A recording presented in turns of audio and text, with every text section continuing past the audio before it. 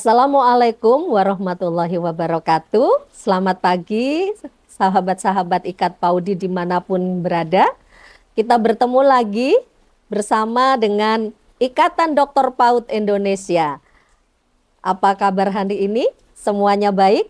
Di sini hujan loh, suasana segar sekali. Dan kita akan membahas hal yang baru yang juga akan menyegarkan kreativitas dan inovasi Anda semua. Bersama dengan sahabat saya dari Universitas Muhammadiyah Jakarta yang juga anggota dari Ikat Paudi, Dr. Dia Andikasari. Apa kabar Uni? Pagi Mbak, kita ketemu lagi dalam acara ngopi, Oh ngobrol iya, pintar bersama betul. Ikatan Dokter PAUD Indonesia. Nah, teman-teman, apa hal baru yang ditawarkan oleh Ibu Dia Andika? Mari kita bersama bahas ya tentang stimulasi motorik.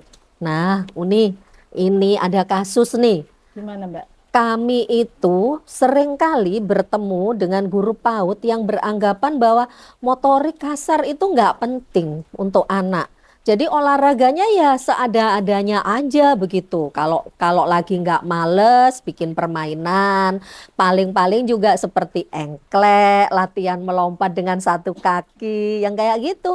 Tapi nggak ada yang memahami bahwa sebenarnya stimulasi motorik ini penting untuk anak usia dini. Kira-kira itu tapi saya sendiri bingung nih, pentingnya di mana itu. Mungkin Unidia Andika, oh saya biasa panggil beliau Unidia. Unidia Andika bisa menjelaskan kepada kami semua.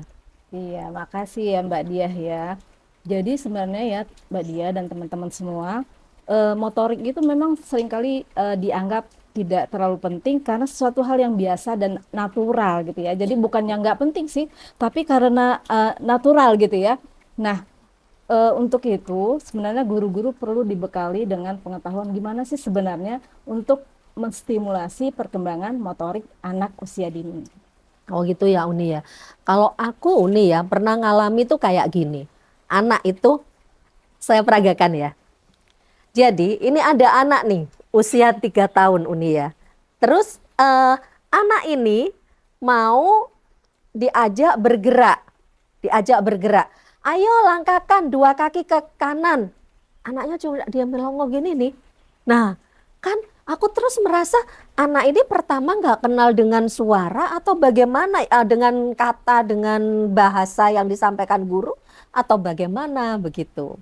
Oke, baik sebelum kita masuk ke masalah stimulasi perkembangan motorik anak, sebenarnya kita harus memahami dulu apa sih urgensinya menstimulasi perkembangan motorik anak gitu ya Mbak ya. Mhm. Karena sebenarnya motorik itu kan adalah pondasi untuk Hmm, perkembangan anak selanjutnya iya sesuai iya. dengan banyak pendapat. Mulai dari pendapat yang bukan berhubungan dengan dunia pendidikan aja misalnya ya Mhm, kayak mhm, Maslow. Maslow itu mhm, kan selalu bilang kebutuhan dasar pertama itu adalah fisik. hmm. Nah, fisik itu apa? Makanan, Iya, pertumbuhan. Nah, iya, kalau untuk anak usia dini sebenarnya itu ada kebutuhan dasarnya untuk iya. tumbuh dulu. Kalau anak Oke, udah sehat, insya Allah dia itu bisa berkembang dengan lebih baik baik. sesuai dengan tahapannya. Nah, setelah Mm. itu baru kita stimulasi sesuai dengan usia dan perkembangan anak itu, anak kita gitu ya. Oh, begitu. Jadi teman-teman ternyata kita itu perlu loh melatih anak. Kalau perlu setiap hari itu ada kegiatan bermain gerak ya Uni ya. Betul. Bermain gerak itu mestinya yang menjadi dasar kita.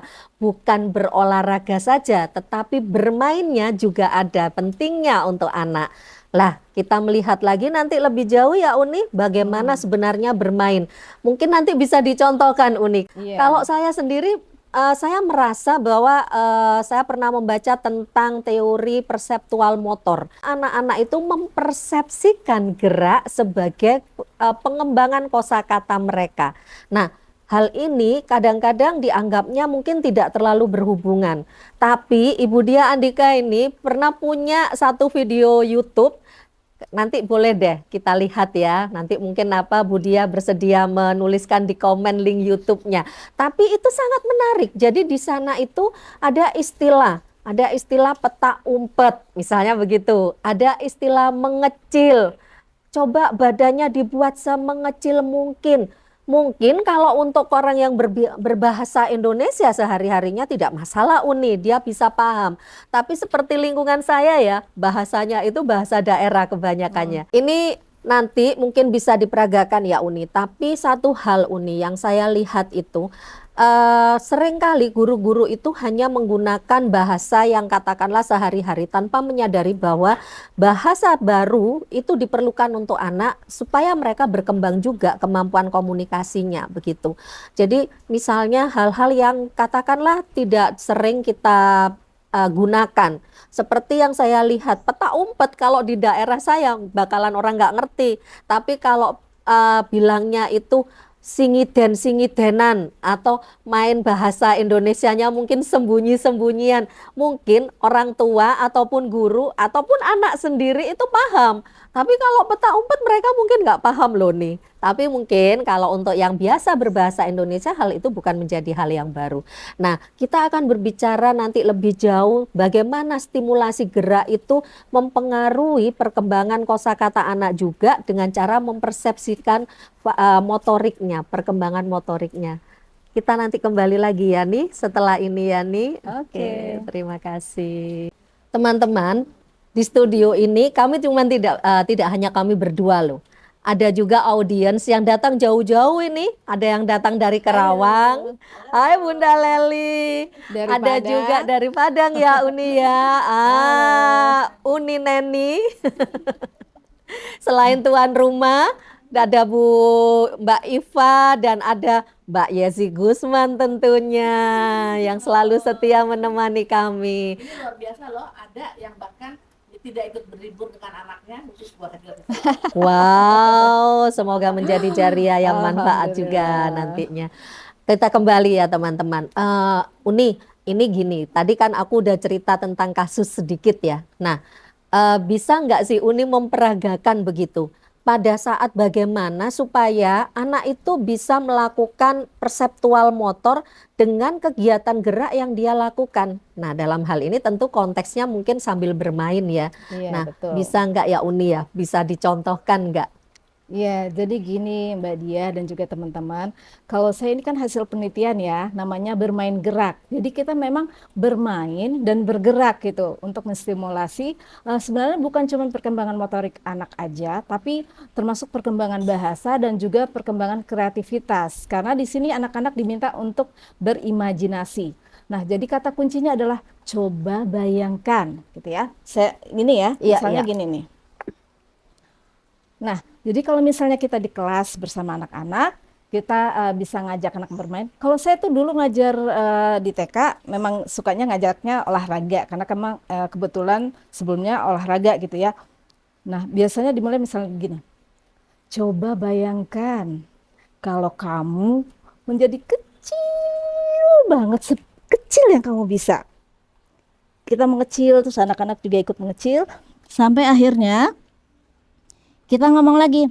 Setelah itu, coba bayangkan kamu menjadi besar banget sehingga kamu bisa melihat teman-teman kamu di bawah kamu tuh menjadi kecil ya.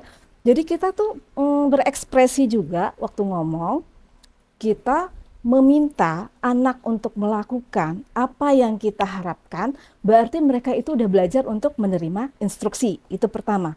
Yang kedua, kita meminta mereka untuk berimajinasi. Bagaimana sih kalau kita tuh menjadi kecil banget gitu ya? Atau gimana sih kalau kita menjadi besar banget gitu? Nah, setelah itu kadang-kadang kita juga minta anak untuk melakukan hal yang mereka lihat sehari-hari. Misalnya, siapa yang suka main ke pantai? Oh, saya Bu gitu ya. Oke, sekarang di pantai kamu ngeliat apa? Ombak. Dia bilang, gimana sih kalau ombak itu bergerak? Saya contohin nih, kalau ombak itu bergerak, jadi kalau kita ngajak anak bermain gerak, kita tuh nggak peduli ya baju kita mau berantakan atau nantinya seperti apa, kita bisa aja guling gitu ya seperti ini, terus muter gitu ya. Nah, ini adalah ombak buat anak-anak. Terus, jadi, nah itu adalah satu contoh ombak. Cucu saya 2 tahun, sekarang dia sudah bisa melakukan berbagai macam postur untuk meniru binatang. Misalnya, Sakel, gimana sih kalau kodok melompat? dalam bayangan saya kan kodok melompat ya, gitu ya, gitu ya, biasanya gitu. Tapi ternyata Sakel itu no, kodok. Wah saya susah dong niruinnya gitu ya. Terus kadang-kadang dia bilang, ini juga kodok. Dia bilang, begini. Wah saya langsung, Nenda susah Sakel niruinnya. Tapi ternyata anak-anak punya imajinasi yang lebih dari yang kita bayangkan. Jadi bermain gerak itu benar-benar membuat anak fun, happy gitu ya. Makanya kalau di sekolah saya dulu, guru-guru tuh nggak pernah pakai baju yang rok gitu enggak. Karena saya lebih banyak bermain bersama anak. Jadi otomatis seragamnya itu casual banget gitu ya, sporty. Baju kaos, terus celana, udah deh kita seharian main, kejar-kejaran sama anak. Seru banget. Sampai ya. Wow, itu perlu lutut yang kuat dan kaki yang cukup hebat untuk menyandarkan badan kita ketika kita misalnya menirukan gerakan si Sakel tadi ya Uni ya. Betul. Wow. Jadi artinya bukan cuman kita Iya. yang menjaga kesehatan kita, tapi kita juga mengajak anak untuk menjaga kesehatannya. Betul Sebenarnya sekali. mereka juga menstimulasi kita, hayo Nenda, cepet-cepet ya olahraga biar tetap sehat. Jadi kita bisa main bareng. Karena Betul, kalau misalnya betul. kita sendiri nggak sehat, kita akan sulit untuk mengajak anak bermain, apalagi bermain gerak yang bermacam-macam. Iya. Nah, teman-teman, dari banyak tadi yang udah disampaikan dengan contoh oleh Ibu Dia Andika, kita bisa melihat bahwa sebenarnya ada banyak kata-kata baru yang bisa disampaikan dan ini memperkaya imajinasi anak. Pertama memang kita akan mengajak mereka untuk berimajinasi kan, begitu kan ya Uni ya. Jadi membayangkan, coba bayangkan. Nah, jadi ketika kita membayangkan kita mikirnya ya seperti mungkin yang diajarkan dulu oleh guru-guru kita. Tapi ternyata Uni dia belajar dari cucunya ada gerakan baru yang mereka imajinasikan dari kata kodok. Iya. Ya, begitu. Uni silakan dulu dicicipi teh hangatnya. Oke, ini Mbak. ini Ternyata kurma nyobain Sakel tadi cukup lumayan, lumayan gitu sih. ya. Makanya ini juga kurmanya kurma organik loh Uni, khusus Wow. ditanam secara organik. Belum pernah Boleh ya. dicicipi juga. Yuk, Mbak, minum. Oke, thank you. Yuk Uni, terima kasih ya udah dicicipin kurmaku ya. Iya, keren banget rasanya, mantap. Oke, cocok banget kan dengan teh ya. Iya. Baik teman-teman, kita kembali lagi. Ini kita beri kesempatan nih pada audiens yang ada di sini. Ada yang mau bertanya nggak ya? Silakan. Izin kebetulan Unidia, Iya, Bu boleh. Leli kan pernah mengajar TK. Mm-mm. Nah, yang pengalaman tadi sudah disampaikan oleh Uni, itu pernah Bu Leli alami salah satu dari siswa, Bu Guru aku nggak mau, aku takut. Nah, bagaimana jalan keluarnya? Oke, baik. Jadi Uni, Bunda Leli ini pernah mengalami kasus ketika berhadapan dengan anak yang ternyata takut bergerak. Betul. Nah, seperti apa Uni kira-kira tip and tricksnya untuk guru? Iya, makasih ya Bun dia. Jadi sebenarnya kasus itu banyak Bun. Jadi banyak memang anak-anak yang takut untuk bergerak karena takut jatuh, takut luka, takut cedera gitu ya. Terus sebenarnya hal ini terjadi sebab akibat. Jadi karena misalnya orang tuanya atau orang dewasa di sekitarnya tuh terlalu melarang, banyak larangan. Jangan naik tangga, jangan ini, jangan itu, atau misalnya lari-lari gitu, jangan lari-lari, Nanti akhirnya terlalu jatuh. banyak, ya, terlalu banyak larangan, akhirnya anak-anak juga takut untuk bergerak gitu. Nah, trik kita supaya anak nggak takut itu adalah yang pertama, kita deketin dulu nih anaknya, kita harus cari tahu dulu kenapa kira-kira anak ini takut gitu ya. Terus yang kedua, kalau kita udah tahu penyebabnya, kita harus lakukan approach gitu ya. Salah satu approach-nya ya dengan bermain gerak tadi. Nah, mungkin kalau misalnya anak-anak lain bermain gerak lebih cepat untuk merespon, untuk anak ini kita harus lebih personal gitu ya, harus lebih pelan pendekatannya. Terus kita jangan terlalu terburu-buru meminta dia untuk melakukannya. Jadi benar-benar dibikin suasana yang kondusif banget supaya anak ini akhirnya, oh iya ya, ternyata kalau bermain gerak itu seru gitu. Jadi pelan-pelan.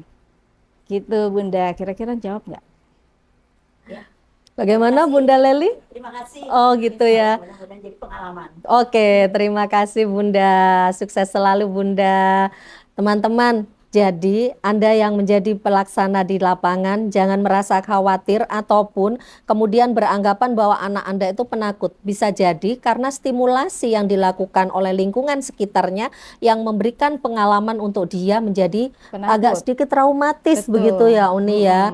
Mm-mm. Jadi misalnya saya sempat tuh ngintip YouTube-nya yang dibuat oleh Uni tentang bermain gerak. Salah satu yang harus dipastikan oleh guru adalah lingkungan belajar ketika Anda akan melakukan stimulasi gerak. Yang pertama, pastikan bahwa lingkungan di sekitarnya itu tidak ada yang basah. Ya, Bisa terpleset kan ya betul. nih ya. Yang Terus aman. kemudian juga jangan biarkan benda-benda berserakan di sekitar tempat di mana mereka akan bergerak. Katakanlah seperti bermain engklek, mereka mungkin baru berlatih awal ya, terutama untuk anak-anak yang berada di kelompok bermain nih, usia 2 hingga 4 tahun. Yang kadang-kala itu mungkin baru pertama kali mereka berlatih melompat dengan satu kaki. Nah, misalnya saja ada pensil yang tergeletak, tidak kita segera ini kan, mereka mencoba bisa terpleset dan itu bisa menjadi pengalaman yang tidak menyenangkan untuk Betul. mereka. Dan ini sudah sering terjadi sih, Ya, karena gitu ponakan ya. saya pernah patah kakinya karena hanya selembar kertas ya kepleset, Wow. akhirnya terpaksa kakinya digantung tuh karena pakai gips gitu. Jadi memang kita harus walaupun tanpa bermain gerak, kita sehari-harinya kalau punya anak kecil, pastikan ruangan itu clear ya. Jadi nggak ada tuh barang banyak berserakan, nggak usah ngerawat koleksi pecah belah yang aneh-aneh gitu ya. Pastikan kalau semua barang itu safe buat anak. Jadi tidak ada yang terluka gitu. Jadi anak-anak juga nggak takut karena memang apapun yang ada di sekitar mereka itu kondusif buat mereka. Jadi Gitu ya. tempatnya kondusif Iya. untuk mereka bergerak secara lebih bebas. Nah, ini yang penting untuk kita jaga ya. Ternyata juga menjadi tips and tricks untuk ibu-ibu muda berarti ya Uni Betul. ya. Bukan hanya sebagai seorang guru, tetapi untuk guru yang di rumah tangga pun bisa melakukan itu. Nah, mungkin Uni yang perlu juga kita sadari bahwa ketika pada sisi kreativitas anak itu sudah muncul melalui persepsi gerak yang dia lakukan, maka imajinasi lain itu adalah dia ingin menyampaikan, dia ingin Betul. bercerita, ya kan Uni ya. Iya. Jadi dia tadi seperti Sakil tuh, Bu. Gerakannya kayak gini, tangannya dipegangkan ke tungkai belakang kakinya gitu ya, kayak gini. Nah, itu nanti kalau misalnya gurunya pandai menangkap, mereka akan menangkap menjadi bahan cerita, ya kan Uni? Betul. Misalnya aja Anda bercerita, nah siapa nih yang bisa menirukan gerak dari seekor kodok yang mau melompat atau kodok yang melompat? Nah, terus mereka itu bisa memperagakan hal yang lain seperti itu. Jadi hal ini menjadi suatu bentuk kebaruan dalam pembelajaran bahasa juga ya Uni ya. Betul. Tapi mungkin juga bisa matematika juga bisa ya nih. Bisa. Jadi misalnya ada bentuk instruksi, misalnya tuh spasial ya, terutama ya Mbak. Jadi misalnya, ayo bayangkan nih ya, kita lagi jalan-jalan, terus tiba-tiba ada mobil lewat, sementara di sini becek. Ayo hindari, hop, melompat ke kiri gitu ya, atau sebaliknya melompat ke kanan, sehingga akhirnya anak itu secara spasial tahu, oh kalau ke sini ke kiri, kalau sini ke kanan gitu ya. Nah, Oke, terus baik. kalau misalnya kayak Syakel tadi, dia bahkan karena imajinasi pernah minta saya, Nenda sini duduk sebelahnya mobil. Jadi itu kue-kue lebaran kemarin disusun sama dia jadi mobil-mobilan. Terus dia begini, dia langsung seat belt. Dia nyuruh saya pasang seat belt gitu ya. Jadi akhirnya karena instruksi-instruksi gerak yang kita minta untuk anak melakukan, mereka akhirnya imajinasinya juga banyak gitu. Iya. Yang kadang-kadang membuat saya, oh kok bisa ya? Dan yang tidak Masih 2 disadari tahun. ya, Ya. dan tidak disadari itu STEM banget kan, Iya. STEM banget. Ketika dia menyuruh seseorang di sebelahnya menggunakan seat belt, teman-teman, itu salah satu bentuk rekayasa loh. Anda menyadari tidak? Nah, kan terus Ya. tentang bagaimana dia memperagakan gini. Ini bagian dari teknologi penguasaan dia tentang teknologi mobil itu kayak apa. Nah, kalau mereka melihat di sekitarnya itu juga seperti bersepeda itu seperti apa, terus pengenalan ruang tadi bisa kita tambahkan. Coba kamu melompat 2 langkah ke kanan sampai kemudian kira-kira kamu sampai ke tembok ujung sana, kamu memerlukan berapa kali lompatan. Ini kan bagian dari Ya, matematika juga kan, betul. dari bergerak, dari bermain gerak.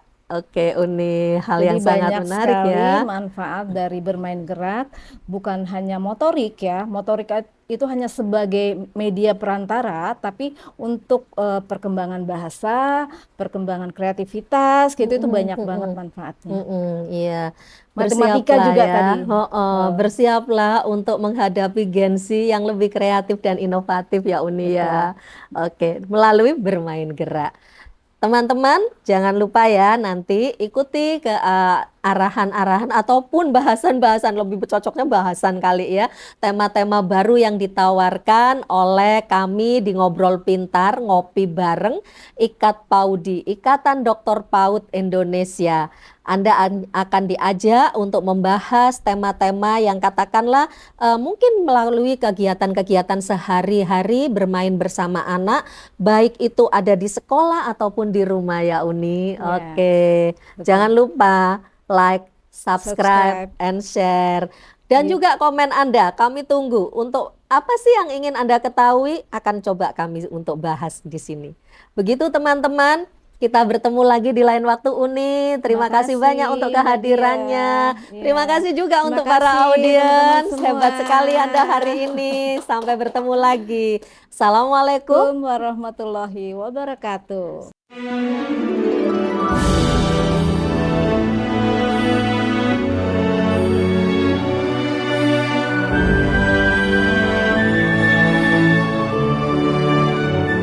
Kami Ikatan Dokter PAUD Indonesia.